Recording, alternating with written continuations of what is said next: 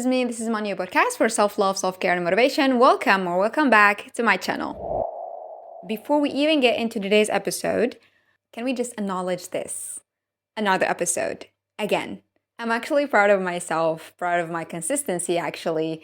I'm not gonna lie. If you're listening regularly, just know you are a part of this little routine now. It's kind of cute.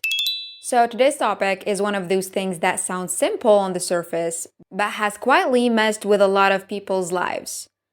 Don't confuse potential with reality. That sentence alone sounds like something you'd scroll past on Pinterest, but when you really sit with it, it explains so much. Potential sounds beautiful. It feels like hope wrapped in sophistication. When you say things like, I see the bigger picture, or I believe in growth, or I know they're capable of more, it makes you feel calm, patient, even wise. It sounds like loyalty, like emotional intelligence, like depth, like someone who's evolved. And sometimes it is.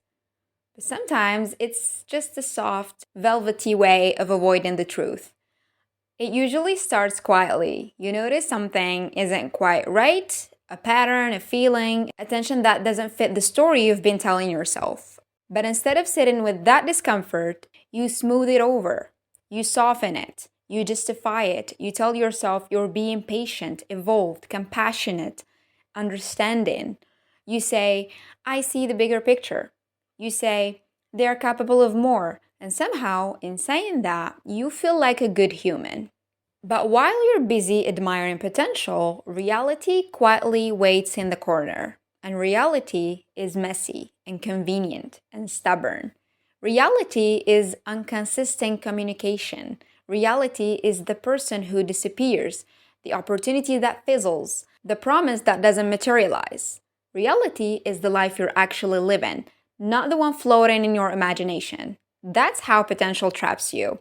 It keeps you emotionally invested without asking for anything concrete in return.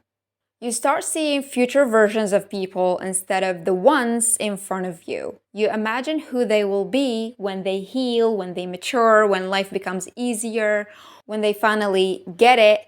You fall in love with the trailer instead of watching the movie. And meanwhile, the present version, the one who's inconsistent, emotionally unavailable, distant, passive, confusing, stuck, becomes someone you tolerate rather than take seriously. And that's where the problem lies. Because the present version, that's the only one that exists. Not the healed, polished, future self. Not the dream partner, the perfect employee, the ideal opportunity, only the messy, incomplete, real one. Reality is uncomfortable. Reality forces honesty. Reality forces decisions. Reality forces you to admit that what you've been holding on to might not actually exist. And fantasy feels nice. Fantasy keeps you hopeful. Fantasy makes you feel like you're holding on to something meaningful. But fantasy isn't actionable. Fantasy doesn't feed you. Fantasy doesn't show up for you when lights are off and life is loud.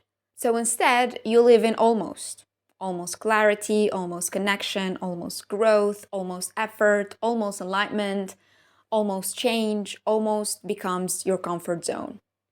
And almost is exhausting. Almost keeps your nervous system in a consistent state of waiting. You're always anticipating the breakthrough, the shift, the moment where everything finally makes sense. You're always on standby emotionally. You're holding your breath for someone else, or for some opportunity, or for a version of yourself that hasn't been built yet. Meanwhile, time passes, energy drains, life doesn't wait. Opportunities leave, and you get used to tension. You get used to disappointment. You get used to shrinking parts of yourself just to remain attached to something that doesn't fully exist. Potential is seductive. It's tempting to think, if I just wait, they will change. If I just wait, the opportunity will appear. If I just wait, I will become that person I'm imagining. But waiting is passive. Waiting keeps you from acting in the present. Waiting keeps you from honoring what's real. And what it is real, right here, right now, is the only thing you can work with. It's not just about people either. Opportunities are just as sneaky. You imagine a job, a project, a business, a move, a decision transforming your life overnight. You see the could be version, and your mind glosses over the reality, the effort, the time, the mess, the setbacks. And if you confuse potential with reality, you either freeze, waiting for perfect conditions, or jump in blindly, expecting perfection, and then life smacks you with its truth. Even ourselves aren't exempt. We imagine who we could be, the confident, polished, unstoppable version of ourselves, and compare it to the messy human version staring back in the mirror. And somehow, that comparison becomes the yardstick for our worth. And suddenly, life feels unfair. We feel behind, we feel like we're failing. But here's the truth: potential doesn't measure value, reality does. You can't live in the could be and actually build yourself. You can only start where you are. And that's a relief, in a way, because potential alone doesn't carry responsibility. It allows you to feel like a good, evolved, patient human without actually doing the hard, messy work of dealing with reality. Reality asks for attention. Reality asks for boundaries. Reality asks for accountability. Reality asks for courage. Reality isn't always glamorous, but it's the soil where real growth happens. Here's a simple way to test if you're confusing potential with reality. Notice where your energy goes. If you find yourself defending someone else's behavior endlessly, rationalizing it, justifying it, or imagining their better self, that's potential. If you are waiting for an opportunity to magically align with your dreams instead of taking small steps toward it, that's potential. If you're comparing yourself to an idealized version of yourself instead of starting where you are, that's potential. Potential feels comfortable. Reality feels uncomfortable. Potential keeps you hopeful, while reality keeps you growing. And here's the thing: potential without reality doesn't just stall you, it reshapes your experience of life. It trains your nervous system to live in anticipation. It conditions you to tolerate less than you deserve. It teaches you to shrink yourself to fit into someone else's story or an imagined opportunity instead of expanding into your own. The moment you start paying attention to reality, things shift. You notice what's actually happening. You see people as they are, opportunities as they are, and yourself as you are.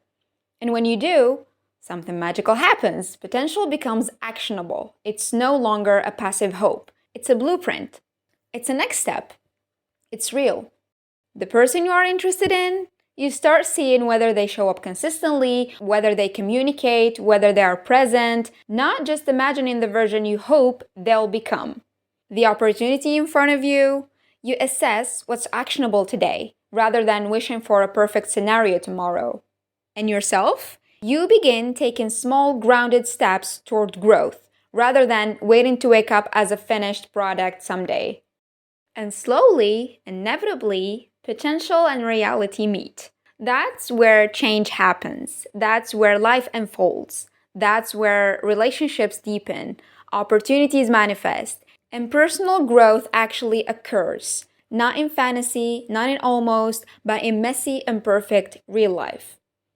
So today, if you're laying awake, thinking about what could be, pause for a moment, take a deep breath, look at what's actually in front of you. Observe, accept, respond. Step gently into it. Hold potential lightly, but give reality your full attention.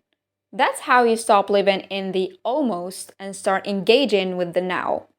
Because here's the secret: life doesn't wait for perfect conditions, perfect people, perfect opportunities, or a perfect version of you. Life is happening in this messy, imperfect, real moment. And if you can meet it here, if you can act from reality while keeping potential as your guide instead of your crutch, everything changes. So hold your reality softly, treat it kindly, and let potential grow into life. Grounded, tangible, and yours. That was all for today's episode. Thank you so much, guys, for listening. Have a nice day.